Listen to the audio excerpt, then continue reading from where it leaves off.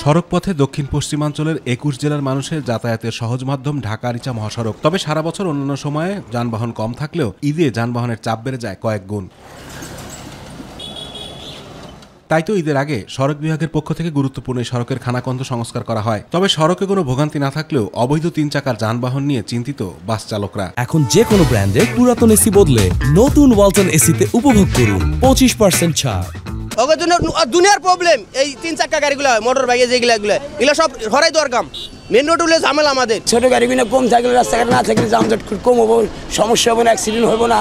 আদালতের নিষেধাজ্ঞা অমান্য করে প্রশাসনের সামনেই অবাধে চলছে 3 চাকার অটোরিকশা, সিএনজি ও ব্যাটারি চালিত রিকশা ভ্যান। ঈদের আগে মহাসড়কে এসব অবৈধ যানবাহন চলাচল বন্ধ করতে না পারলে দুর্ঘটনা ও যানজটের আশঙ্কা করছেন যাত্রী ও চালকরা। CNG, auto, motor cycle single বুঝে না, যেমনি মোটর সাইকেল 3 চাকার লেগে অনেক সমস্যা ভাই।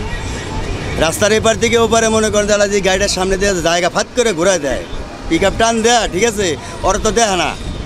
এই গাড়ি বেরিয়ে করবো না, যদি ওকে উপরে উঠে ওই মারবো, যাত্রীও মারবো, আর আমার গাড়িটাও শেষ করবো। ঈদে ঘরমুখ মানুষের নিরাপদ ও নির্বিঘ্ন ঈদযাত্রায় দ্রুত সড়ক সংস্কারের আশ্বাস দিলেন সড়ক বিভাগের এই কর্মকর্তা। আসন্ন ঈদুল আজহায় ঈদের ঘরমুখ মানুষের যাতায়াতের জন্য আমাদের ঢাকা-আরিচা মহাসড়ক সম্পূর্ণরূপে প্রস্তুত রয়েছে। দক্ষিণাঞ্চলের মানুষের জন্য আমরা এই সড়কে যে সমস্ত সংস্কার কার্যক্রম পরিচালনা করা দরকার ইতিমধ্যে সম্পন্ন করে ফেলেছি।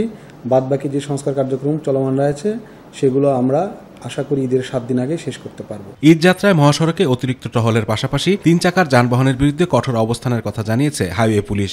যাতে ঈদে ঘরমুখ মানুষ নির্বিঘ্নে যাতায়াত করতে পারে এবং ঈদ কাটিয়ে তারা আবার নিজ নিজ কর্মস্থলে খুব সুন্দরভাবে স্বাচ্ছন্দ্যে ফিরতে পারে, আমরা তার ব্যবস্থা করে রেখেছি।